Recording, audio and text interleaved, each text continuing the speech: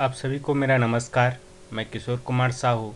आप देख रहे हैं fluid mechanics and fluid machinery के वीडियो सीरीज़। इस सीरीज़ में आज से हम लोग चैप्टर 8 स्टार्ट करेंगे और चैप्टर 8 में आपको पढ़ना है हाइड्रोलिक टरबाइन के बारे में। हाइड्रोलिक टरबाइन या वाटर टरबाइन भी हम भी बोल सकते हैं, या इसको द्रव चलित टरबाइन भी बोल सकते हैं। ठीक है, तो सबसे पहली बात हम लोग डिस्कस करते हैं हाइड्रोलिक मशीन्स के बारे में। ठीक है, इसके पहले के जो लेक्चर्स मैंने अपलोड किए हुए हैं उसमें हमने फ्लूइड मैकेनिक्स के बारे में डिस्कस किया है। फ्लूइड मैकेनिक्स क्या होता है?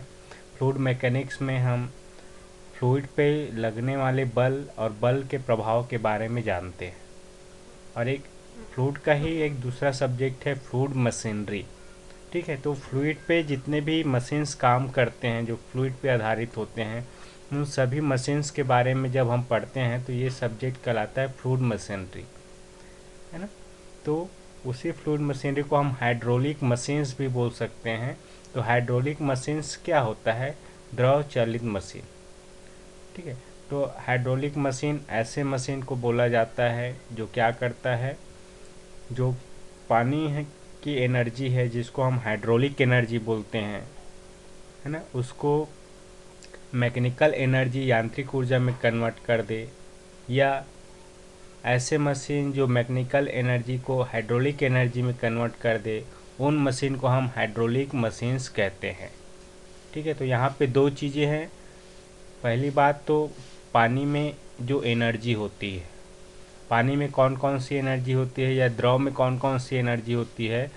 द्रव में प्रेशर एनर्जी होता है, उसका पोटेंशियल एनर्जी होता है, उसमें काइनेटिक एनर्जी होता है। ठीक है, तो ये जो एनर्जी होता है द्रव में, उस एनर्जी को हम लोग यूज़ करते हैं। ठीक है, जिसको हम हाइड्रोलिक एनर्जी भी बोलते हैं। तो उस हाइड्रोलिक एनर्जी को हम लोग एक मशीन की सहायता से दूसरे एनर्जी में कन्वर्ट करते हैं। ठीक है, तो यहाँ पे क्या होता है, जैसे, है ना, जब हम हाइड्रोलिक एनर्जी को मैकेनिकल एनर्जी में कन्वर्ट कर देते हैं, मैकेनिकल एनर्जी का मतलब होता है यांत्रिक ऊर्जा। यांत्रिक ऊर्जा मतलब कोई शाफ्ट घूम रही है, मैकेनिकल डिवाइस में जो एनर्जी होती है वो यांत्रिक ऊर्जा होती है।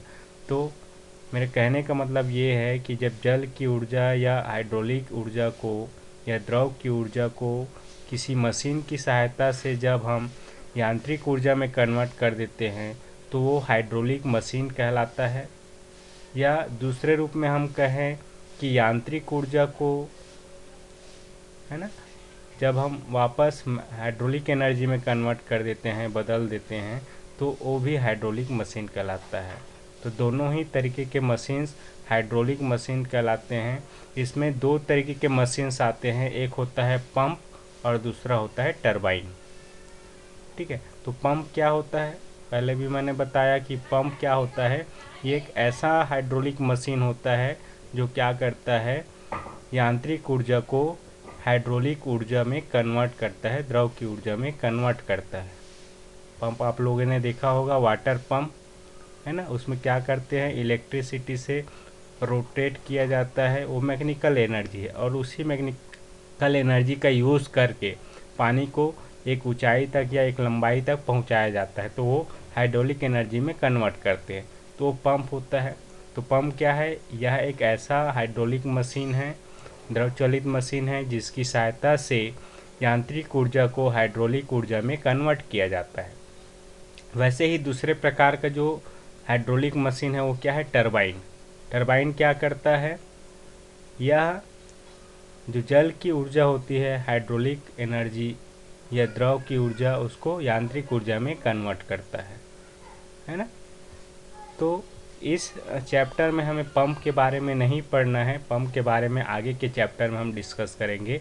इस चैप्टर में केवल आपको टरबाइन के बारे में पढ़ना है और टरबाइन क्या होता है इसके बारे में।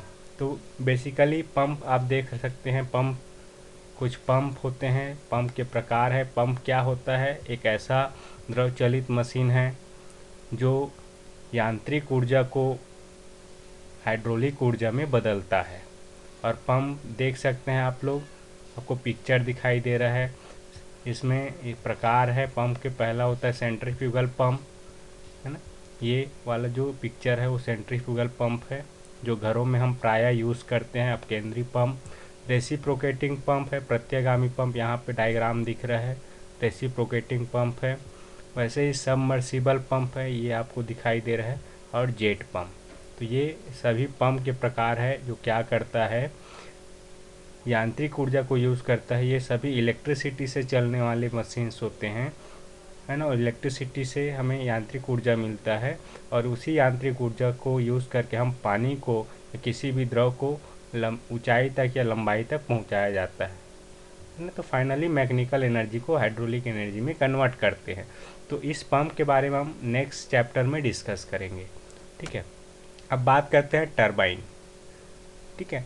टरबाइन भी बहुत सारे होते हैं जो फ्लूइड पे आधारित होता है, जो द्रव और गैसों पे भी चलता है ना। तो टरबाइन एक ऐसा यंत्र है जिसकी सहायता से हम क्या करते हैं, हाइड्रोलिक एनर्जी को मैकेनिकल एनर्जी में कन्वर्ट किया जाता है। तो बेसिकली इस चैप्टर में हम लोग हाइड्रोलिक टरबाइन या वाटर टरबाइन के बारे में डिस्कस करेंगे। लेकिन आपको नॉलेज होना चाहिए कि टरबाइन जो होता है वो केवल हाइड्रोलिक टरबाइन नहीं होता है। ये टरबाइन गैस से भी चलती है तो उसे गैस टरबाइन कहते हैं। स्टीम से चलने वाली टरबाइन स्टीम टरबाइन कहलाती है। वाटर से चलने वाली टरबाइन वाटर टरबाइन कहलाती है। और वैसे ही हवा से चलने वाली टरबाइन पवन विंड मिल या पवन चक्की कहलाता है ना। जैसे कि आपको ये पहला डायग्राम आपको दिख रहा है ना, ये गैस टरबाइन है। यहाँ पे ये हाइड्रोलिक टरबाइन का डायग्राम दिख रहा है, और ये वाला जो डायग्राम है ये वाटर टरबाइन या हाइड्रोलिक टरबाइन है, और यहाँ पे ये विंड मिल है, पवन चक्की है, एयर टरबाइन, ठीक है। तो इस चैप्टर में हम लोग बेसिकली पानी टरबाइन या वाटर टरबाइन या इसी को हाइड्रोलिक टरबाइन कहते हैं, इसके बारे में डिस्कस करेंगे। तो हाइड्रोलिक टरबाइन देख सकते हैं, हाइड्रोलिक टरबाइन क्या होता है। यहाँ पे हाइड्रोलिक एनर्जी है। हाइड्रोलिक एनर्जी का मतलब क्या होता है, जो पानी में ऊर्जा होती है उसको हाइड्रोलिक एनर्जी। और पानी में क्या क्या ऊर्जा हो सकती है, इसमें दाब ऊर्जा होती है, इसमें पोटेंशियल ऊर्जा होता है, इसमें काइनेटिक ऊर्जा होता है। तो इन सभी ऊर्जा का यूज़ करते हैं हाइड्रोलिक मशीन को चलाने में। अभी हाइड्रोलिक मशीन क्या करता है, इस ऊर्जा को यांत्रिक ऊर्जा मैकेनिकल एनर्जी में कन्वर्ट करता है, ठीक है। तो ये एक ऐसा मशीन है जो हाइड्रोलिक एनर्जी को मैकेनिकल एनर्जी में कन्वर्ट करता है। फाइनली इस मैकेनिकल एनर्जी का यूज़ हम लोग अलग अलग तरीके से कर सकते हैं। पर आटा चक्की चलाने के लिए यूज़ कर सकते हैं, पानी निकालने के लिए यूज़ कर सकते हैं। तो आप जिस पर्पज़ के लिए चाहे इस मैकेनिकल एनर्जी का यूज़ कर सकते हैं। लेकिन ज़्यादातर इस मैकेनिकल एनर्जी का यूज़ हम लोग किस में करते हैं, इलेक्ट्रिसिटी पैदा करने में।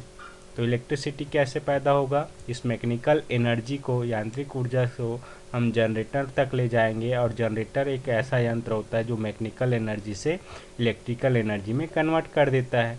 तो फाइनली ये पूरा प्रोसेस होता है जब हम हाइड्रोलिक टरबाइन यूज़ कर रहे हैं, ठीक है। तो ये हाइड्रोलिक टरबाइन आपको समझ में आया होगा, है ना। पानी से चलने वाली मशीन होता है, द्रव चलित मशीन होता है, जो द्रव में उपस्थित ऊर्जा को यांत्रिक ऊर्जा में बदल देता है, ठीक है।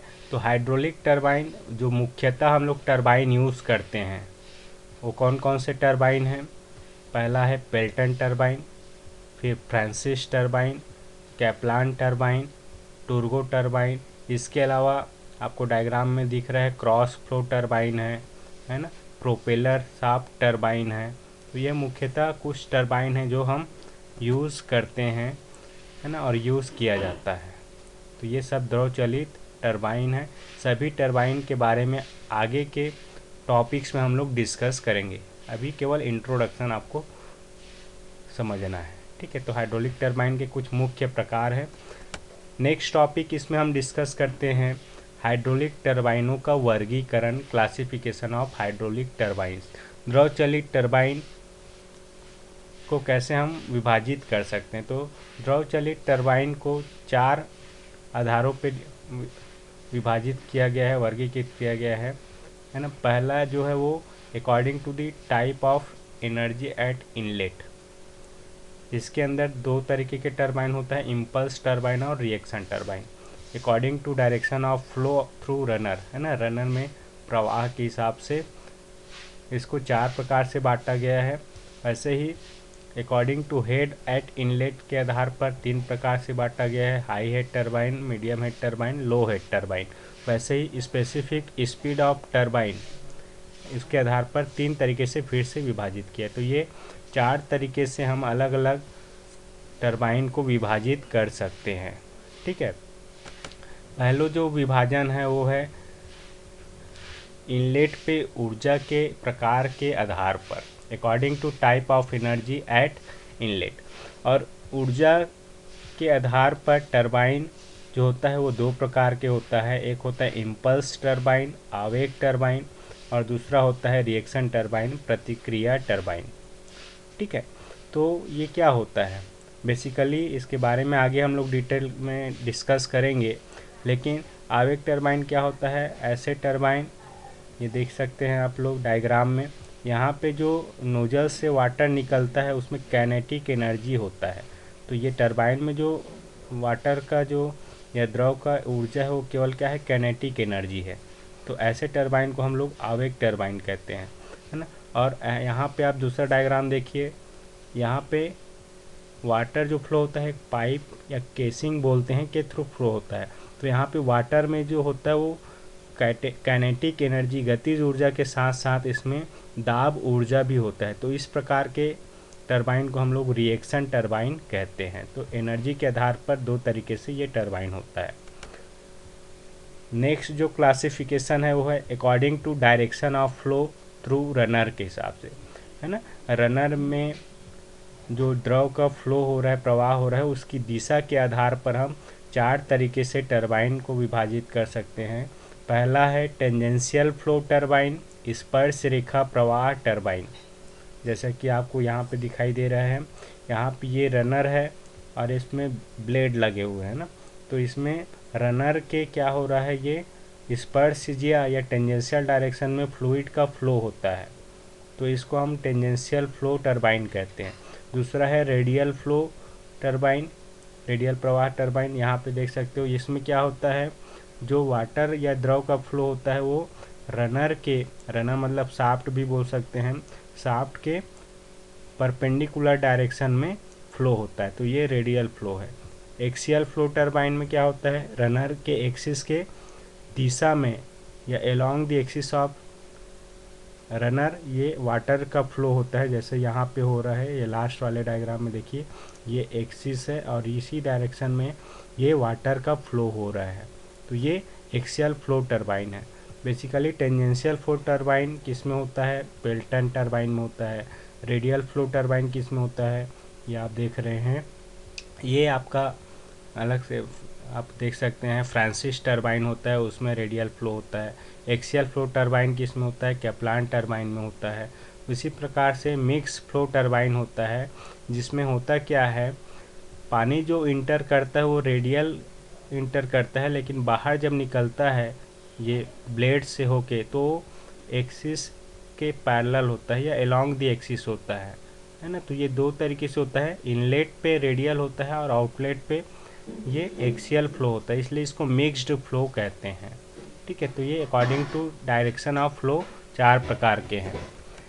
उसके बाद according to head at inlet, है ना, शीर्ष इनलेट पे शीर्ष के आधार पर 3 प्रकार से होता है। एक होता है हाई हेड उच्च शीर्ष टरबाइन, मीडियम हेड मध्यम शीर्ष टरबाइन, लो हेड कम शीर्ष टरबाइन।